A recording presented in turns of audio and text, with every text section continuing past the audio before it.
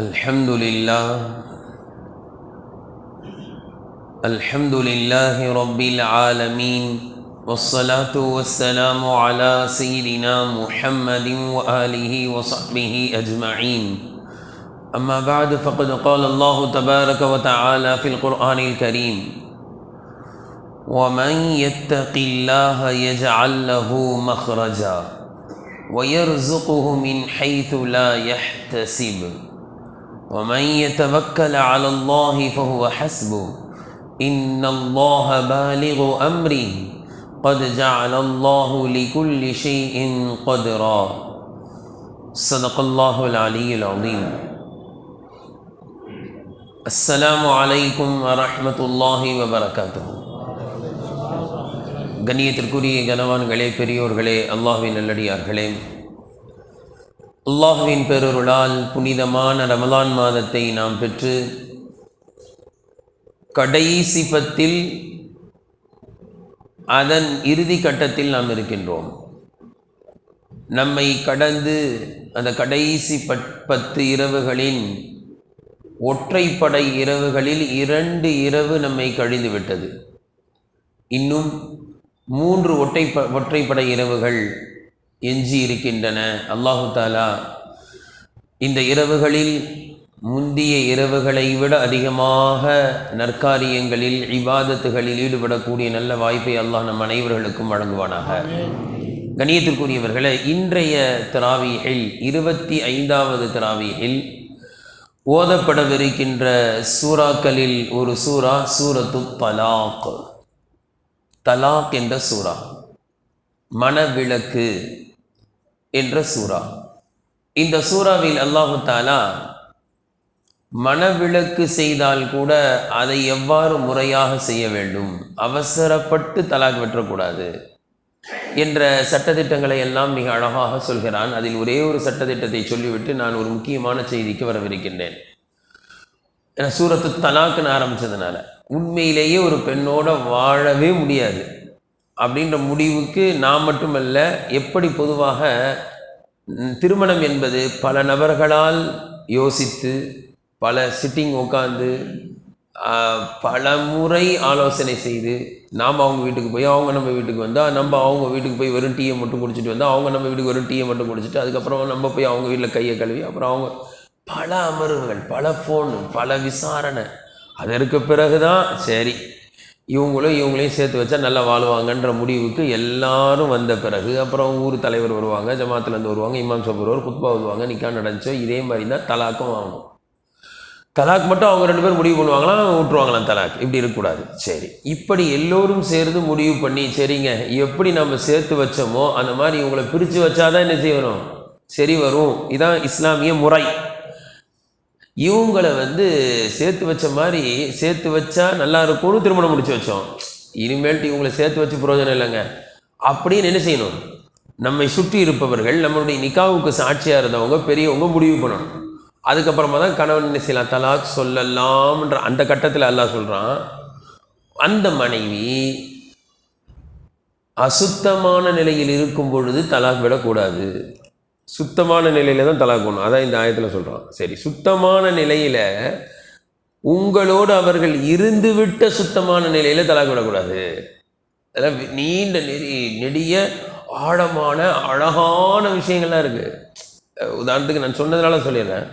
உங்களோட இருந்து விட்டால் அதற்கு பிறகு நீங்கள் தலாக் விட்டால் அந்த தலாக்கில் அர்த்தமே இல்லை. என்னப்பா போட்டு தலாக்கு சொல்கிற, இப்போ கூட நீ மனைவியோட சந்தோஷமாக இருக்கிற, என்னத்துக்கு தலாக் சொன்னேன் அப்படி வருமா இல்லையா? அதனால தான் அல்ல. அப்போ நீ அந்த மாதிரி நேரத்தில் நீ தலாக் விடுறேன், அசுத்தமான நிலையில் தலாக் விடக்கூடாது. ஏன் பிரச்சனையே பாருங்கள், நல்லா இருக்கும்போது அவங்க சுத்தமாக இருக்கும்போது பிரச்சனையே இருக்காது. பெரும்பாலும் கணவன் மனைவியுடைய சண்டை அசுத்தமாக இருக்கும்போது வரும்.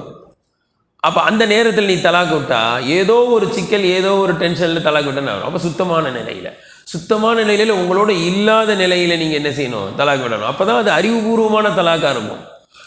அப்படி இவ்வளவு நிபந்தனைகள். சரி, அப்படி தலாக் விட்டால் கூட ஒரு தடவை தான் தலாக் சொல்லணும். 2-3 தடவை படப்படன்னு என்ன செஞ்சிருவாரு, புரிஞ்சு தள்ளிடக்கூடாது. இவ்வளோ அழகான நிபந்தனைகள். ஒவ்வொரு சட்டத்திலையுமே ஆழமான அறிவுபூர்வமான அழகான விஷயங்கள் எல்லாம் வச்சுருக்கான். சரி, இப்போ இந்த தலாக்கு விட்டு விட்டால் கணவன் மனைவி பிரியும் போது அவங்க வாழ்க்கையில் கஷ்டப்படுவாங்க, அல்ல தலாக்கை விடாமல் இருக்கிறது, அல்ல தலாக் விட்ட பிறகு அவங்க மகிழ்ச்சியாக இருக்கணும், தலாக் இல்லாமல் வாழ்கிறதுக்கு மகிழ்ச்சியாக இருக்கணும் அப்படின்னா ஒரு விஷயத்தை அல்லாஹ் இந்த இடத்துல 4 தடவை சொல்கிறான். என்ன அப்படின்னா, அல்லாஹ்வை அஞ்சு கொள்ளுங்கள்ன்றான். நீங்கள் கணவனோடு வாழும்போது அல்லாஹ்வை அஞ்சுனா நல்லா இருப்பீங்க, பிரிஞ்சுட்டா கூட அல்லாஹ்வுடைய அச்சம் உங்களுக்கு இருந்தால் நல்லா தான் இருப்பீங்கன்றான். வேற ஒன்றும் கிடையாது. இப்போ அல்லாஹ்வை அஞ்சினால் எல்லா நிலையிலும் நீங்கள் மகிழ்ச்சியாக இருக்கலாம். அது அல்லாஹ் தஆலா அந்த அல்லாஹ்வை அஞ்சுதல், அல்லாஹ்வுடைய அச்சம் யாருடைய உள்ளத்தில் வந்துருச்சோ அவங்களுக்கு எந்த பிரச்சனையுமே இருக்காது வாழ்க்கையிலன்றான். அதை இந்த சூரத்து தலாக்கில் விரிவாக அல்லாஹ் தஆலா சொல்கிறான். ஒரு இடத்துல அல்லாஹ் தஆலா, அதாவது சூரத்து தலாக்கினுடைய 2வது வசனத்தில் எல்லாம் சொல்கிறான், ஒமை யத்தகில்லாஹ்.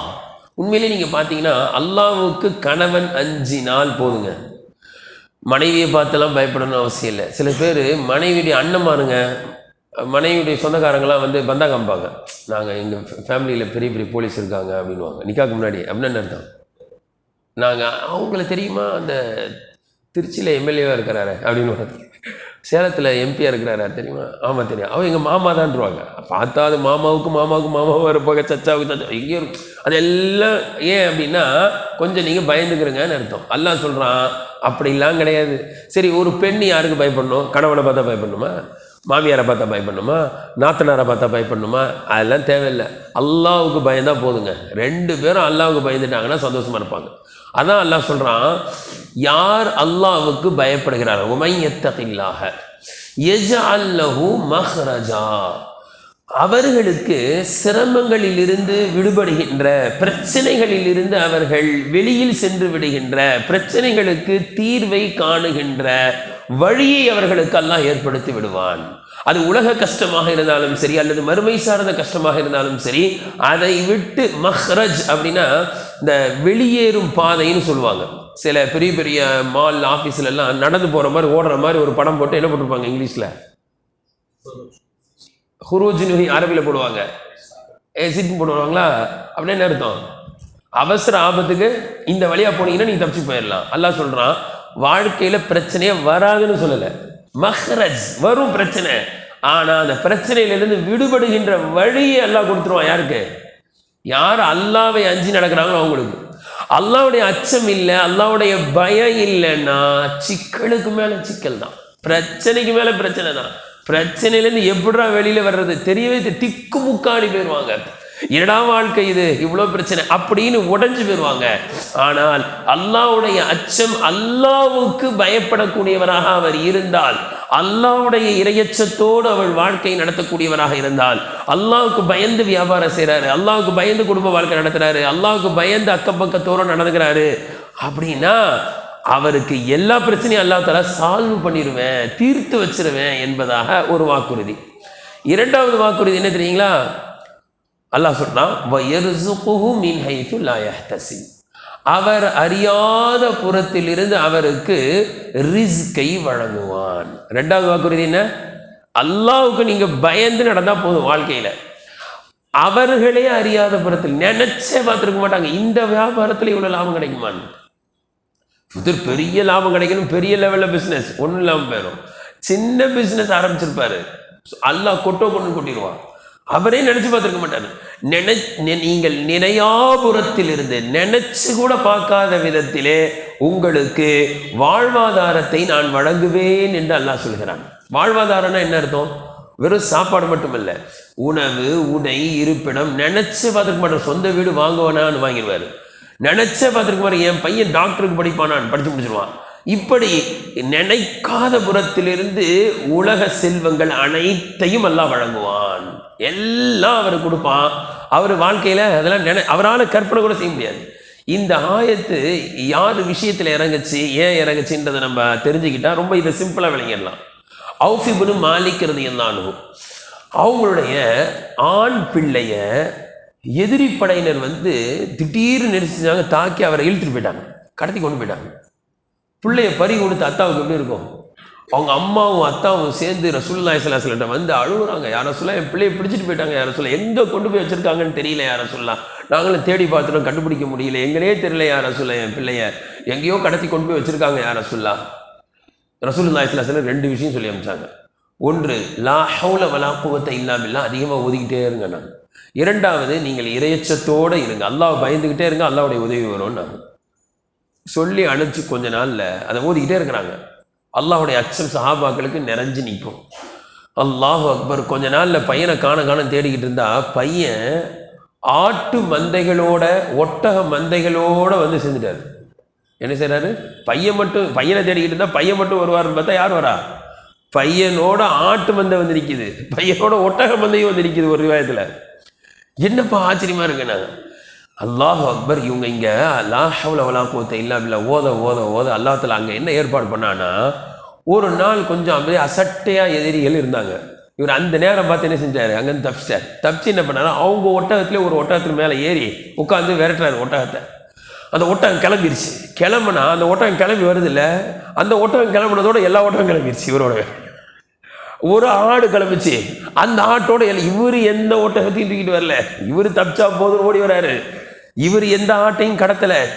இவர் ஓடி வரணும்னு ஓடி வராரு. பின்னாடி என்ன செய்யுது? எல்லாம் சேர்ந்து ஓடி வந்துருச்சு. ஓடி வந்தா வீட்டில் வந்து பையன் எதோட நிற்கிறாரு? ஆட்டு மந்தைகளோட ஒட்டக மந்தைகளோட வந்து நிற்கிறாரு. ஒரு ஆச்சரியம். ஆனால் சஹாபாக்கள் யார் தெரியுங்களா? ரசூல்லா கிட்ட கேட்காம எதையுமே செய்ய மாட்டாங்க. ரசூல்லா உயிரோடு இருக்கிறாங்க. இந்த ஆடுகளை நம்ம உபயோகிக்கலாமா? இந்த ஆட்டுக்கு நம்ம சொந்தமா, ஹலாலா ஹராமா? இதுதான் சஹாபாக்கள். உடனே சந்தோஷம் தாங்க முடியாமல் பிள்ளை கிடச்சிட்டான்ட்டு ஓடி போகிறாங்க. ரசூல்லா பையன் வந்துட்டான் அல்ஹம்துலில்லாஹ். ஆனால் பையனோடு சேர்ந்து எது வந்திருக்கு? ஆடு மந்தை ஒட்டக மந்தையோடு வந்துருச்சு. அப்படியே எல்லாம் வந்துருச்சான் அப்படின்னு ரசூல்லா சொல்கிறாங்க. உங்களுக்கு அது பியூர் ஹலால் எல்லாம் உங்களுக்கு தந்துருக்கான். நினச்சி பார்த்தாங்களா? பையன் கிடைப்பானா இல்லையான்றதே தெரியல. பையன் நம்மக்கிட்ட போன பையன் திரும்பி வருவானா இல்லை அவங்க கொலை பண்ணிட்டாங்களா இல்லையா, என் பையனுடைய நிலைமை என்னன்னு தெரியல. அவங்க நினச்சி பார்த்துருப்பாங்களா? பையன் ஆட்டு மந்தையோடு வந்து நிற்பான்னு, ஒட்டக மந்தையோடு வந்து நிற்பான்னு நினச்சி பார்த்துருப்பாங்களா? இதுதான் நல்லா சொல்கிறான், நினையாத புறத்திலிருந்து அல்லாஹ் உங்களுக்கு ரிஸ்க் வழங்குவான். இதுதான் நம்ம இதை விளங்கிக்கலாம். வாழ்க்கையில் நமக்கு எந்த பிரச்சனையும் எல்லா நேரம் எது எந்த நேரத்தில் என்ன கொடுத்துக்கிட்டே இருப்பான். பையனுக்கு ஃபீஸு க்ளீனாக அல்லாஹ் அந்த நேரம் பார்த்து ஒரு வியாபாரம் வரும், அந்த நேரம் பார்த்து ஒரு காசு வரும். பையனுக்கு திடீர்னு உடம்பு சரியில்லை, ஹாஸ்பிட்டலில் கொஞ்சம் செலவு கரெக்டாக வரும். யாருக்கிட்டையும் அல்லாஹ்வுடைய அச்சம் இதயத்தில் இருந்துச்சுன்னா మరి யாருக்கிட்டையும் போய் கையேந்த வேண்டிய அவசியம் நிச்சயமாக இருக்காது. அல்லாஹ் தஆலா அந்தந்த நேரத்துக்கு தோதுமாக அந்தந்த தேவைகளை தந்து கொண்டே இருப்பான். இது அல்லாஹ்வுடைய வாக்குறுதி. கணியத்திற்குரியவர்களே, அடுத்து அல்லாஹ் தஆலா இன்னொரு வாக்குறுதி கொடுக்குறான். என்ன? வமன் யத்தகில்லாஹ யஜஅல் லஹு மின் அம்ரிஹி யுஸ்ரா. இது சூரத்து தலாக்ல தான் இருக்கு. வமன் யத்தகில்லாஹ வமன் யத்தகில்லாஹ் எடுத்து ஓதி பாருங்க. இன்னைக்கு அஜத் ஓதும்போது நீங்க கவனிச்சீங்கன்னா தெரியும்.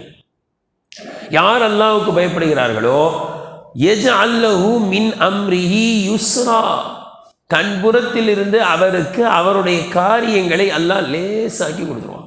எல்லாம் லேசா முடியும். ஒன்று இருக்கு, சிக்கல் பிரச்சனை வந்தால் அதை என்ன செய்வான்? தீர்த்து வைப்பான், அவருக்கு ரிஸ்கை கொடுப்பான். இன்னொன்று இருக்கு, அவருடைய காரியங்கள் லேசாக முடியும். அவருடைய பெண் பிள்ளைக்கு லேசாக மாப்பிள்ளை கிடைச்சிடும். அவருடைய ஆண் பிள்ளைக்கு, நம்ம பொதுவாக அந்த காலத்துலலாம் பேசிக்கிடுவாங்க, பொம்பளை பிள்ளைக்கு மாப்பிள்ளை கிடைக்கிறதா கஷ்டங்க அப்படின்னு நினைப்பாங்க. இந்த காலம் எப்படிப்பட்ட காலம்? ஆம்பளை பிள்ளைக்கு பொம்பளை பிள்ளை கிடைக்க மாட்டேங்குது. என்ன ரூல்ஸ் போடுறாங்க? சொந்த வீடு இருக்கா, 1.5 லட்சம் சம்பாதிக்கிறாரா, கார் இருக்கா, என் பிள்ளை காரில் போகணும், என்னமோ கற்பனை கோட்டெல்லாம் கட்டி வச்சுருக்கிறாங்க. பொண்ணு கிடக்க மாட்டேங்குது. மாப்பிள்ளையை வச்சுக்கிட்டு என்ன திணறாங்கன்றீங்க. அவர் 2 டிகிரி வேணும், 2 டிகிரி 3வது டிகிரி படிச்சுக்கிட்டு இருக்கணும், என்னமோ சொல்லுகிறாங்க. மாப்பிள்ளை கிடைக்கிறது இல்லை, இப்போ பொண்ணு கிடைக்கிறதே அபூர்வமாக இருக்குது. இப்படி கஷ்டப்படுகின்ற நிலையில் அல்லாஹ் சொல்கிறான், என்னை அஞ்சினால் யஜஅல் லஹு மின் அம்ரிஹி யுஸ்ரா, அவருக்கு அல்லாஹ் அவருடைய காரியங்களை யுஸ்ரன் லேசாக முடிச்சு தருவான். எல்லாம் லேசாயிடும். நம்ம என்ன நினச்சிருக்கோம் தெரியுங்களா? நம்மளுக்கு அவரை பிடிச்சா இவரை பிடிச்சா அவர் நம்மளுக்கு தெரிஞ்சா எல்லாம் லேசாக முடிஞ்சிடும் அப்படின்னு நினைக்கிறோம். நமக்கு ஆள் இருக்குது, அதெல்லாம் ஒன்று ஒரு ஃபோன் அடித்தா போதும். எல்லாம் அப்படிலாம் கிடையாது. அல்லாவை பயந்தால் அல்லாஹ் சொல்கிறான், என்னை அஞ்சு கொள்ளுங்கள், என்னை பயந்து கொள்ளுங்கள், உங்களுக்கு என்ன செய்கிறேன், நான் எல்லா காரியத்தையும் லேசாக ஆக்கி தருகிறேன் அப்படின்றான். அடுத்து இதே சூரத்து தலாக்கில் வமன் யத்தகில்லாஹ, யார் அல்லாஹ்வுக்கு அஞ்சுகிறார்களோ யுகஃபிர் அன்ஹு ஸய்யிஆத்திஹி வ யுஅஸிம் லஹு அஜ்ரா. இந்த ஆயத்தில் 2 வெகுமதி தரேன்றான். அது என்ன? ஒன்று, எனக்கு அஞ்சினால் அவர்களுடைய பாவங்களையும் மன்னித்து விடுகிறேன்றான். என்னை அஞ்சி நடந்தால் முதலாவது செய்தி என்ன அப்படின்னா, யார் அல்லாஹ்வுக்கு பயப்படுறாங்களோ அவங்க முதல்ல பெரும்பாவம் செய்ய மாட்டாங்க. பெரும்பாவங்கள் செய்யாதவங்க தான் அல்லாஹ்வுக்கு பயப்படுறாங்கன்னு அர்த்தம். அல்லாஹ்வுக்கு பயப்படுறதுன்னா என்ன அர்த்தம்? அல்லாஹ்வுக்கு பயந்து பாவங்களை விட்டு தவிர்ப்பது. அதாவது இத்தகா, முத்தகி, தக்குவா அப்படின்னு சொல்கிறோம் இல்லையா? இதில் அசல் அர்த்தமே என்னென்னா தவிர்ந்து இருப்பது அப்படின்னு அர்த்தம். அதாவது பாவங்களை விட்டு தவிர்த்து இருப்பது. இன்றைக்கி நம்ம பார்க்குறோம், ஒரு சின்ன குழந்தை பார்க்குதுன்னா உடனே செய்ய மாட்டார், கவனம் இருந்துருவார். ஒரு சின்ன பையன் பார்க்குறான்னா காசு எடுக்கலாம்னு நினைக்கிறாரு, இப்படியே திறக்கிறாரு, காசுலாம் இல்லை பயப்படாதீங்க. இப்படியே ஒரு பையன் பார்க்குறான்னு மூடி கவனம். ஒரு சின்ன பையன் பார்க்குறான், மூடிட்டாரு. அப்போ ஒரு சின்ன பையன் பார்க்குறான் அப்படின்னா பயம் வருது, ஒரு தவறை செய்யாமல் விட்டுடுறாங்க. ஆனால் அல்லாஹ் பார்க்குறான்ற அச்சம் வரல. ஒரு சின்ன பையனை பார்த்து பயப்படுற மாதிரி கூட அல்லாஹ்வுக்கு பயப்படுறது இல்லை. அதான் சொல்கிறான், நீங்கள் எனக்கு அஞ்சினால் நீங்கள் செய்யக்கூடிய சிறு சிறு தவறு. ஏன்னா அல்லாஹ்வை அஞ்சக்கூடியவங்க செய்ய மாட்டாங்க, பெரும்பாவங்கள் செய்ய மாட்டாங்க. மனித சுபாவத்தினால் சில சமயம் அவங்க கிட்ட கொண்டு என்ன செய்யும், அல்லாஹ்வுக்கு பயப்படக்கூடியவர் தான். ஆனால் மனிதன் என்ற அடிப்படையில் சில சில சில சின்ன சின்ன தவறுகள் ஏற்பட்டுருமில்ல, அல்லாஹ் சொல்கிறான் அதை நானே மன்னிச்சிடுவேன்றான். நீங்கள் மன்னிப்பில் அது கேட்க தேவையில்லை. அல்லாஹ்வுக்கு அஞ்சுனீங்களா, அல்லாஹ்வுக்கு பயப்படுறீங்களா, நீங்கள் செய்கின்ற சிறு சிறு தவறுகளை நானே மன்னிச்சிடுறேன். இதுக்கு அழகான ஒரு உதாரணம் சொல்கிறாங்க. ஒரு தாய் தன்னுடைய குழந்தையை தூக்கி இப்படி வச்சிருக்கு. அந்த குழந்தை என்ன செய்யும் தெரியுங்களா? அந்த தாயுடைய மூஞ்சில் என்ன செய்யும், பட்டுன்னு அடிக்கும், திருப்பி திருப்பி அடிக்கும். அந்த தாய் என்ன செய்வாங்க, அந்த அடித்த குழந்தைய கையை பிடிச்சி முத்தம் கொடுக்கும். முத்தம் கொடுத்துட்டு விடுவாங்க, திருப்பி என்ன செய்வோம், பட்டுன்னு அடிக்கும், திருப்பி என்ன செய்வாங்க, கையை பிடிச்சி முத்தம் கொடுப்பாங்க. இதே வேற யாராவது அடித்தா முத்தமாக கொடுப்பாங்க. அப்போ இந்த தாய் அந்த குழந்தை அடிக்குதான் ஆனால் முத்தம் கொடுக்குறாங்க. ஏன் தெரியுங்களா? அந்த தாய்க்கு தெரியும் இந்த குழந்தை என்னை விரும்புது, நான் அதை விரும்புகிறேன். அதே மாதிரி அல்லாஹ்வுக்கு தெரியும் இவர்கள் என்னை அஞ்சுகிறார்கள், எனவே நான் அவர்களை நேசிக்கிறேன். அந்த தாய் அந்த குழந்தையை நேசிக்குது, அதனால அடிச்சா கூட முத்தம் கொடுக்குது. அதே மாதிரி அல்லாஹ் சொல்றான், என்ன நீங்க பயந்தீங்க, எனக்கு நீங்க அஞ்சுனீங்கன்னு சொன்னா நான் நீங்கள் செய்கின்ற தவறை கூட என்ன செஞ்சிருவேன், அந்த தாய் முத்தம் கொடுக்குற மாதிரி என்ன செஞ்சிருவேன், நான் உங்களுடைய பாவங்களை மன்னித்து விடுவேன்.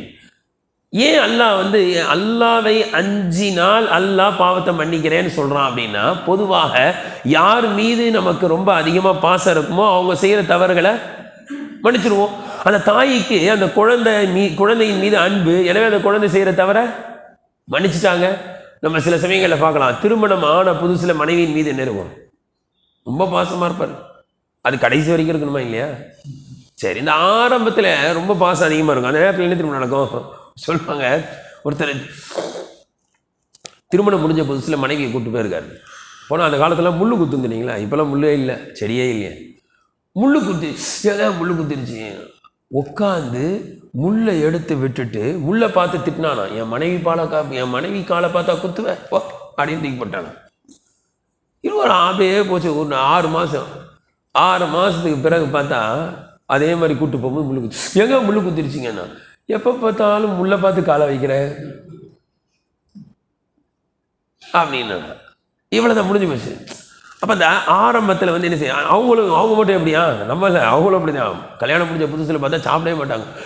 எப்போங்க வரீங்க, வாங்குங்க, உங்களுக்கு வேண்டி உட்காந்துருக்கங்க அப்படின்னு வெயிட்டிங் பண்ணி சாப்பிடுவாங்க. அப்புறம் கொஞ்ச நாள் ஆச்சுன்னா அவங்க சாப்பிட்ருவாங்க. நம்ம வந்த பிறகு என்ன செய்வாங்க, சாப்பாடு போட்டு பக்கத்தில் உட்காந்துருப்பாங்க சாப்பிட்டு முடிக்கிற வரைக்கும். அது கொஞ்ச நாள் ஆகும். அப்புறமா என்ன ஆகும், நீங்களே எடுத்து போட்டு சாப்பிட்டுருங்கன்னுவாங்க. அது கூட கொஞ்ச நாள் தான். அதுக்கப்புறமா மெதுவாக கதவை திறந்துட்டு வரீங்க, தூங்கிட்டு இப்போதான் இவ்வளோ நேரம் டிவியை பார்த்துட்டு இப்போதான் எல்லாரும் படுத்தோம் அப்படின்வாங்க. அப்போ இந்த ஆரம்பத்தில் பாசம் அதிகமாக இருக்குது. அந்த பாசம் அதிகமாக இருக்கும்போது என்ன செய்கிறோம், அவங்க செய்யக்கூடிய சிறு சிறு தவறுகள்லாம் ஒன்றுமே இல்லை. பாசம் இல்லைன்னு வைங்களேன், சின்ன தப்பு எப்படி தெரியும், பெருசாக தெரியும். பெரிய பெரிய பிரச்சனை என்னங்கன்னா ஒன்றும் இல்லை, தேங்காய் எண்ணெய் பாட்டில கீழே போட்டு உடச்சிருச்சு, ஒரு 100 கிராம் தேங்காய் எண்ணெய் கீழே போயிடுச்சு, அவ்வளோ பெரிய சண்டை. ஏன்? ஆனால் கல்யாணம் புதுசில் ஒரு சவரன் கம்பளே காணலாம், ஒரு சவரன் தான் நான் அடுத்த மாதம் உனக்கு வாங்கி தரேன்றார். அப்போ அந்த பாசம் இருந்துச்சுன்னா பெரிய தவறு கூட ஒன்றும் இல்லாமல் ஆயிருது. அல்லாஹ் சொல்கிறான், இன் அவுலியா ஊஹு இல்லல் முத்தகூன், என்னுடைய நேசர்கள் யார் தெரியுமா, இன் அவுலியா ஊஹு இல்லல் முத்தகூன், அல்லாவை அஞ்சுபவர்கள் தான் அல்லாஹ்வின் நேசர்கள். அல்லாவை அஞ்சுபவர்களை தவிர வேறு யாரும் அல்லாஹ்வின் நேசர்களாக அவுலியாக்களாக ஆக முடியாது. அல்லாவை அஞ்சுபவர்கள் தான் அல்லாஹ்வின் நேசர்கள் குர்ஆன்ல சொல்றான். அப்ப அல்லாவை யாரு அஞ்சுறாங்களோ அவங்க யாருடைய நேசராயிடுறாங்க? அல்லாஹ்வுடைய நேசத்துக்குரியவர் ஆயிடுறாங்க. எனவே அவர்கள் செய்த தவறுகளை அல்லாஹ் மன்னிச்சிடறான். கணியத்திற்குரியவர்களே, அடுத்து சொல்றான் பாருங்க, வயுஅஸிம் லஹு அஜ்ரா. அல்லாஹ்வை அஞ்சினால் அவர்களுடைய கூலியை கூட நான் பெரிதாக ஆக்கி தருவேன்றான். வயுஅஸிம் லஹு அஜ்ரஹு, எனக்கு அஞ்சி நடப்பவர்களுக்கு நான் கொடுக்கின்ற கூலியும் பெரிதாக இருக்கும்ன்றான். இது ஒரு சின்ன உதாரணமா சொன்ன விளங்கினோம். ஒருத்தர் 2 ரக்காத் தொழுகிறாரு, அல்லாஹ்வை அஞ்சி தொழுகிறாரு, 5 நிமிஷம் ஆச்சு. இன்னொருத்தர் வந்து 2 ரக்காத் தொழுகிறாரு, அல்லாஹ்வுடைய அச்சம் இங்க, அல்லாஹ்வுடைய சிந்தனையே இல்லை. இப்ப இவருடைய 2 ரக்காத்துக்கு கொடுக்குற கூலியை விட அல்லாஹ்வுடைய அச்சத்தோட தொழுதவருக்கு கொடுக்குற கூலி எப்படி இருக்கும்? பெருசாக தான் இருக்கும். ஏன்? அவருடைய உள்ளத்திலே அல்லாஹ்வுடைய அச்சம் இருந்துச்சு. உலகத்தில் நம்ம பார்க்குறோம், படித்து வேலை செய்கிறாரு, 6 மணி நேரம் டெய்லி வேலை செய்கிறாரு, சம்பளம் 1 லட்சம் 1.5 லட்சம் வாங்குறாரு. படிச்சிருக்கிறாரு, எனவே 6 மணி நேரம் வேலை செய்கிறாரு, சம்பளம் எவ்வளோ? 1 லட்சம் 1.5 லட்சம் சம்பாதிக்கிறார். ஆனால் ஒருத்தர் படிக்காதவர் 12 மணி நேரம் ஹார்ட் ஒர்க் பண்ணுவார், சாமானை தூக்கி வைப்பார், சரக்கை இறக்குவார், சரக்கை ஏற்றுவார். அவருக்கு எவ்வளோ சம்பளம்?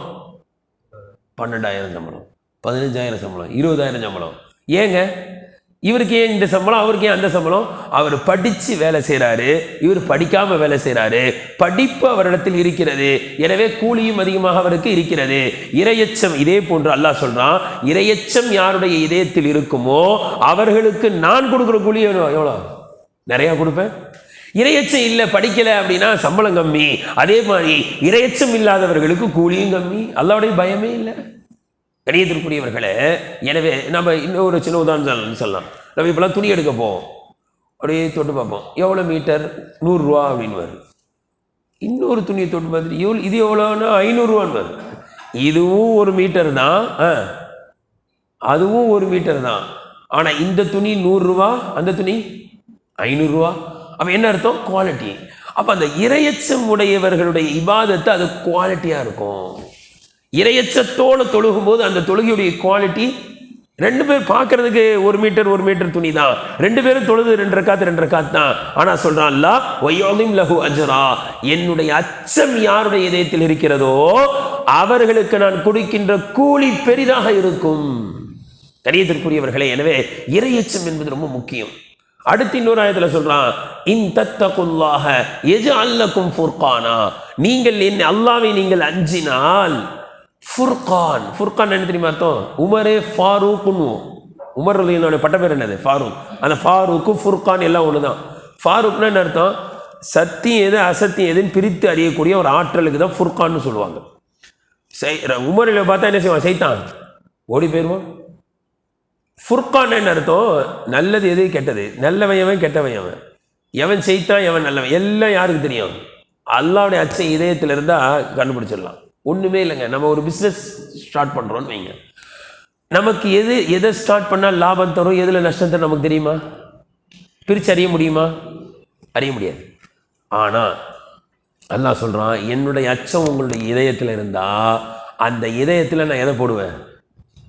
நான் போடுவேன், இந்த பிஸ்னஸை வேணாம், இந்த பிஸ்னஸில் லாபம் கிடைக்கும், இதை தொட்டால் நஷ்டம் கிடைக்கும், இவனோட நீ சேர்ந்தா நல்லா இருப்ப, அவனோட சேர்ந்தே கெட்டு போயிடுவ, அவனோட சேர்ந்தே நீ நஷ்டம்தான் சந்திப்ப அப்படின்றது யார் போடுவா?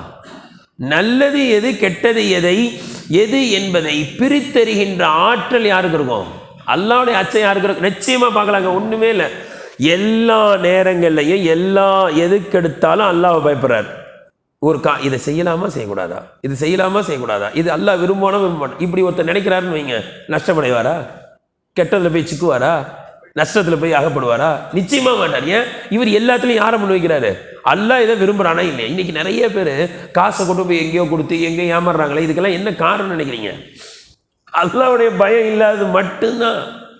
ஏங்க 1 லட்சத்தை கேட்குறாரு ஒருத்தர், மாதம் 10,000 ரூபா தரேன்றார். கொஞ்சம் சிந்திக்கணுமா இல்லையா? ஷேர் பண்ணலாம், இஸ்லாத்தில் லாபம் வந்தால் அந்த லாபத்துலேருந்து தரலாம். ஏன் கொஞ்சம் சிந்திக்கணுமா? நம்ம 1 லட்சத்தை ஒரு பிஸ்னஸில் போட்டால் நம்மளால் என்ன செய்ய முடியல? நேரடியாக வேறு யாருக்கும் லாபம்லாம் இல்லை, நம்மளால் 1 லட்சத்துலேருந்து ஒரு 10,000 என்ன செய்ய முடியல? ஒருத்தர் ஒரு கடையில் 5 லட்சம் போட்டிருக்கிறாருன்னு வைங்க, ஒரு 1 லட்சத்துக்கு எவ்வளோ எடுக்கணும்? 10,000 வச்சுக்கிடுவோம். 5 லட்சம் போட்டு எவ்வளோ எடுக்கணும்? 50,000 எடுக்க முடியுதா? ஆனால் எடுக்க முடியல. அவரே நேரடியாக கண்காணிக்கிறாரு, அவரே நேரடியாக பிஸ்னஸ் பண்ணுறாரு, அவரே நேரடியாக போய் சரக்கு வாங்கிட்டு வர்றாரு, நேரடியாக உட்காந்து விற்கிறாரு, நேரடியாக அவருக்கு மட்டும்தான் லாபம். ஆனால் அவரால் என்ன செய்ய முடியல? 5 லட்சத்துக்கு 50,000 எடுக்க முடியல. ஆனால் இவர் யார்கிட்டையோ கொடுப்பாராம், அவர் இவருக்காக வேண்டி சம்பாதிப்பாராம், அதுலேருந்து ஒரு லாபத்தை அவர் எடுத்துக்கிடுவாராம், அவருக்கு லாபம் எடுத்துக்கிட்டு ஒரு சதவீதத்தை இவருக்கு கொடுப்பாராம். அதுவே எவ்வளவா? 1 லட்சத்துக்கு 10,000. அல்லாவுடைய பயம் வேணுமா இல்லையா? இது வட்டி மாதிரி தானே ஆகும். இது லாப நஷ்டம் கணக்கை பண்ணியா கொடுப்பாரு. கரெக்டாக 10,000 கொடுக்குறேன்றாரு. கொஞ்சம் சில பேர் இப்படி வருவான் சைத்தான். எப்படி வருவான் தெரியுங்களா? பாய் மாதம் 10,000 சொல்ல மாட்டேன், திடீர்னு 8,000 வரலாம், திடீர்னு 12,000 கூட வரலான்னுவான். இந்த மாதிரிலாம் ஏமாத்திரம் வருவான். அவசரப்பட்டு அல்லாவுக்கு பயப்படலை அப்படின்னா அந்த இடத்துல போய் சிக்கிடுவார். அப்போ அல்லாவுடைய அச்சம் இருந்தால் இந்த மாதிரியாக பிரித்தறிகின்ற ஆற்றலை அல்லாஹ் கொடுக்கிறான். இது எவ்வளோ பெரிய வெகுமதி. கணியத்திற்குரியவர்களை, மிர்சா மஸ்ஹர் அப்படின்னு ஒருத்தங்க இருந்தாங்க. அவங்க கிட்ட போய் ஒரு நாள் ஒருத்தர் என்ன பண்ணியிருக்கிறாரு, மாதுளை பழத்தை வாங்கிட்டு போய் உரிச்சு கொடுத்துருக்கிறாரு, அல்லது ஜூஸ் போட்டு கொடுத்துருக்காரு. அதை குடிச்சிட்டு அவங்க சொன்னாங்களா, ரொம்ப ஆச்சரியமா இருக்கு, கிதாப் எழுதியிருக்காங்க இந்த ஆயத்துக்கு கீழே. அவங்க சொன்னாங்களாம், இதில் இந்த மாதுளை பழத்தில் மையத்துடைய வாடை வீசுதுன்னாங்க. ஏன்னா அவருக்கு ஆச்சரியமா போச்சு, மையத்துடைய வாடை மாதுளை பழத்தில் வீசுத்தாரு. நேராக போனார் கடைக்கார்ட்ட, இந்த மாதுளை பழத்தை எங்கேருந்து வாங்கிட்டு வந்தீங்க? இந்த தோட்டத்தில் நான் என்ன செஞ்சேன், நேரடியாக பிரித்து விற்றுக்கிட்டு தான் அங்கேருந்து வாங்கிட்டு விற்கிறேன் அப்படின்னு. அந்த தோட்டத்துக்கு போயிட்டார். சில சமயம் மாம்பழம் நம்ம கரெக்டாக பார்க்கலாம், இந்த தோட்டத்துலேருந்து பிரித்து கொண்டு விற்பாங்க கரெக்டாக. அந்த மாதிரி அந்த தோட்டத்துலேருந்து கொண்டு விற்றுது. இப்போ தானே கோயம்பேடு அது இதுன்னு வந்துருச்சு, எங்கேருந்து வருதுன்னே தெரியாமல் போச்சு. அந்த காலத்துலாம் கரெக்டாக என்ன செஞ்சுருவாங்க, இந்த தோட்டத்துலேருந்து வந்ததுன்றது கரெக்டாக தெரியும். அவர் சொன்னார், அந்த தோட்டத்தில் போய் விசாரிச்சா முஸ்லீம்களுடைய கபரஸ்தானாக இருந்த இடத்த ஒருத்தர் ஆக்கிரமிப்பு பண்ணி என்ன செஞ்சுருக்கிறாரு, அங்கே சொந்த இடமா ஆக்கி விவசாயம் பண்ணிக்கிட்டு இருக்கிறார். இவங்க சொல்லிட்டு அது என்னது மையத்து வடை வீசிட்டாங்க. இப்படி ஹராம் ஹலால் அழகா ரசூலுல்லாஹி ஸல்லல்லாஹு அலைஹி வஸல்லம் இறைச்சியை வைக்கிறாங்க. வைக்கும் போது கேட்குறாங்க, இது என்ன இறைச்சி அப்படின்னா பார்த்தா என்ன செய்யலை, அந்த ஆடு அனுமதி இல்லாமல் அறுக்கப்பட்டிருக்கு. ரசூலுல்லா வாயில் வச்சோன்னு சொல்லிட்டாங்க, இந்த இறைச்சி ஹலாலா தெரியல, உள்ள இறங்கலன்ட்டாங்க.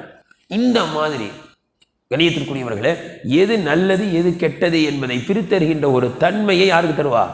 அல்லாவுடைய அச்சம் இருந்தா. அல்லாவுடைய பயம் இல்லைன்னு வைங்க, என்ன வேணாலும் செய்வார். அப்போ இந்த இறையச்சத்தை இந்த நோன்பு நமக்கு தருதுன்னு நல்லா சொல்கிறான். குர்ஆன்ல என்ன வருது, நாம் வச்சிருக்கோமே நோன்பு இன்னும் 5 நாள் தான் இருக்குது. இந்த நோன்பு நமக்கு எதை தரணுமா? இறையச்சத்தை. எப்படி நம்ம ஆரம்பத்தில் கூட சொல்லியிருக்கோம்னு நினைக்கிறேன். நோன்பு என்றால் என்ன? ஹலாலையே ஹராமாக்கிக்கிறது. இதான நோன்பு. நோன்பு என்றால் என்ன? தண்ணி தாகம் எடுக்கும், ஆனால் என்ன செய்ய மாட்டோம். உதாரணத்துக்கு ஒரு 10 நாள் கழிச்சு இல்லை ஒரு 20 நாள் கழிச்சு நமக்கு இது மாதிரி ஒரு 2 மணிக்கு தண்ணி தாகம் எடுக்குது, குடிப்போமா குடிக்க மாட்டோமா? குடிப்போம். ஆனால் இன்னைக்கு தண்ணி தாகம் எடுத்தால் தண்ணி குடிப்போமா? குடிக்க மாட்டோம். அப்போ 20 நாள் கழிச்சு தண்ணி தாகம் எடுக்கும்போது தண்ணியை குடிப்பது ஹலால், ஆனால் இப்போ என்னவாக்கிட்டோம்? ஹராமாக்கிட்டோம். அல்லாஹ் அதை தான் சொல்றான், நீங்க நோன்பு என்பது ஒரு பயிற்சி உங்களுக்கு. ஹலாலையே ஹராமாக்கிக்கிறீங்க இல்லையா? அப்ப இதன் மூலமா என்ன ஏற்படுத்துங்க? இன்ஷா அல்லாஹ் நான் நோன்பு என்னை விட்டு செல்லும், அதற்கு பிறகு நான் என்ன செய்வேன்? ஹராமையே ஹராமாக்கிக்கிடுவேன். நிறைய பேர் சிகரெட் பிடிக்கிறத விட்டுருப்பாங்க. எப்படி தெரியுங்களா?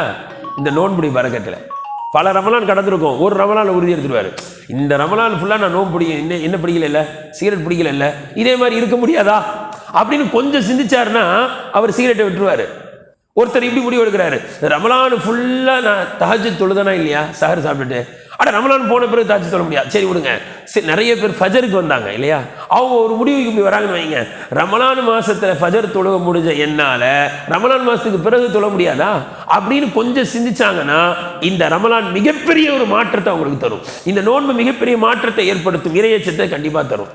எனவே கணியத்திற்குரியவர்களே, இறையச்சம் நமக்கு உள் வந்தால் நாம் நம்முடைய வாழ்க்கையில பல இன்பங்கள் அனுபவிக்கலாம், பல பிரச்சனைகள் நம்மளை விட்டு போயிடும், எல்லா காரியத்தை அல்லாஹ் லேசாக்கி தருவான். நம்முடைய வாழ்வாதாரம் எங்கிருந்து வருதுன்னே தெரியாது, அல்லாஹ் பொறுப்படுத்துக்குருவான். எனவே இந்த இறையச்சம் நமக்குள் வர வேண்டும் என்றால் ஒரு 4 தன்மைகளை நமக்குள்ள கொண்டு வந்துடணும். எத்தனை தன்மை வரணும்? 4. 1, அல்லாஹ் என்னை எப்பொழுதும் பார்த்து கொண்டே இருக்கிறான். முதல் சிந்தனை என்ன வரணுங்க? ஏன்னா யார் என்னை பார்க்கலன்ற தைரியம் தான் பாவம் செய்ய வைக்குது. அல்லாஹ் என்னை பார்த்துக்கிட்டு இருக்கான். ரெண்டாவது, யார் என் கூட இல்லை, நான் தனியாக இருக்கிறேன்ற தைரியம் தான் பாவம் செய்ய வைக்குது. எனவே என்ன சிந்தனை கொண்டு வரணும்? ஓஹோ மாக்கும் ஐனமா குந்தும், நீங்கள் எங்கிருந்தாலும் அல்லாஹ் உங்களோடு இருக்கிறாங்க. அத்தா ஹாலில் இருக்காரு, அம்மா சமையல் கட்டில் இருக்கிறாங்க, நான் பெட்ரூமில் தனியாக இருக்கேன். இல்லை, ஓஹோ மாக்கும் ஐனமா குந்தும், நீங்கள் தனியாக ரூமில் இருந்தாலும் அல்லாஹ் என்னோட இருக்கிறான். அடுத்து, யாருக்கு என்ன தெரிய போகுது அப்படின்ற தைரியம் பாவம் செய்ய வைக்குது. அல்லாஹ் சொல்றான், யஅலமு காயினத்தல் அய்னி வமா துஃபிஸ் சுதூர், உள்ளத்தில் மறைத்து வைத்திருப்பதையும் அவன் அறிகிறான். அப்போ யாருக்கு என்ன தெரிய போது? இல்லை, அல்லாஹ்வுக்கு எல்லாமே தெரியும். அப்போ 3 விஷயம் சொல்லியிருக்கேன். என்னென்னது? அல்லாஹ் என்னை எப்பவும் பார்த்துக்கிட்டு இருக்கான், அல்லாஹ் என்னோட இருந்துக்கிட்டே இருக்கான், நான் தனியாலாம் கிடையாது. அடுத்து, அல்லாஹ்வுக்கு எல்லாமே தெரியும். 4வது என்ன தெரியுங்களா? நான் செஞ்ச யார் என்ன செஞ்சிட முடியும்? அத்தா அடிச்சிட்டு அத்தா வெளிநாட்டில் இருக்காரு, அம்மா என்ன செஞ்சிட முடியும்? சில பேருக்கு இப்படி கூட தெரியும், போலீஸ்காரன் கூட என்ன செஞ்சிட முடியும்? எல்லா போலீஸும் நமக்கு தெரிஞ்ச நம்பால் தான் எல்லாம் அப்படின்வான். இந்த மாதிரி யார் என்ன செஞ்சிட முடியாது அப்படின்ற தைரியம் பாவம் செய்ய வைக்கும். அப்போ 4வது என்ன கொண்டு வரணும் தெரியுங்களா? இன்ன பத்துஷா ரப்பிக்க லஷதீத், உங்களுடைய ரப்பு பிடித்தால் கடுமையாக பிடித்து விடுவான். லா யுஅذிபு அஸாபஹு அஹத், அல்லாஹ் தண்டனை கொடுப்பதை போன்று யாராலும் தண்டனை கொடுக்க முடியாது. நம்ம நினச்சிக்கிட்டு இருப்போம், திடீர்னு ஜாலியாக போவார், லைட்டாக ஸ்லிப் பண்ணி விட்டான்னு வைங்க, கை காலெல்லாம் தெரிஞ்சு போயிடும். இதான் அல்லாஹ்வுடைய ஆற்றல். அல்லாஹ் தண்டிக்கணும்னு நினைச்சு தண்டிச்சிருவான்.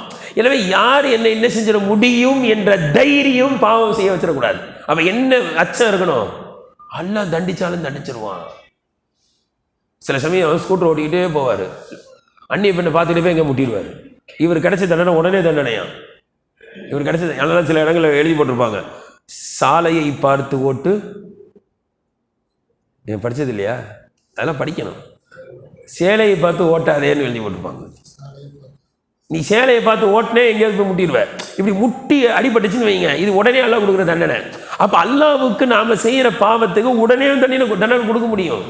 நீங்கள் பார்க்கலாம், திடீர்னு மனைவி கோச்சிக்கிறோம், பேசவே பேசாது. பையன் பார்த்தா சொல் பேச்சு கேட்க மாட்டான். கிதாபில் என்ன எழுதுறாங்கன்னா, இதெல்லாம் கூட நாம் செஞ்ச தவறுகளுக்குரிய தண்டனையாக இருக்கலாம். அப்போ அல்லாஹ் எப்படி வேணாலும் தண்டிப்பான். எப்படி எந்த ரூபத்தில் அல்லாஹ் நம்மளை தண்டிப்பான்னு தெரியாது. அந்த அச்சம் வரணும், எல்லாம் என்னை தண்டிச்சிடாத, என்னுடைய பாவத்தினால ஏற்பட்ட பாதிப்புகளை கொடுத்துடாதே அப்படின்ற சிந்தனை வந்துச்சுன்னா இன்ஷா அல்லாஹ் நாம் என்ன செய்வோம்? இறையச்சம் உடையவர்களாக இன்ஷா அல்லாஹ் மாறிவிடலாம். அதனால் பல இன்பங்களை இன்ஷா அல்லாஹ் அடையலாம். அல்லாஹு தஆலா எனக்கும் தங்கள் அனைவர்களுக்கும் அல்லாஹு தஆலா இறையச்சம் உள்ள வாழ்க்கை அல்லாஹு தஆலா இந்த நோன்பின் பரக்கத்தினால் நம் அனைவர்களுக்கும் வழங்குவானாக. வாக்கிரு தாவானா அனில் ஹம்துலில்லாஹி ரப்பில் ஆலமீன். سبحان الله وبحمده سبحانك اللهم وبحمدك نشهد أن لا إله إلا أنت نستغفرك ونتوب إليك. سبحان ربك رب العزة عما يصفون وسلام على المرسلين والحمد لله رب العالمين. சரி, இன்ஷா அல்லாஹ் இந்த தஃப்சீர் இன்ஷா அல்லாஹ் நான் வெள்ளிக்கிழமை தஃப்சீர் நடத்துறது இல்லை, சனிக்கிழமை இன்ஷா அல்லாஹ் 27 அன்னைக்கு நைட்டு 27ஓட இன்ஷா அல்லாஹ் 27 அன்னைக்கு கடைசியாக ஓதுவாங்க இல்லையா, சனிக்கிழமையோட இன்ஷா அல்லாஹ் தஃப்சீர் முடிஞ்சிடும். ஞாயிற்றுக்கிழமையிலேருந்து லீவு, கொஞ்சம் கடைசியில் கொஞ்சம் வேலைகள்லாம் இருக்குது.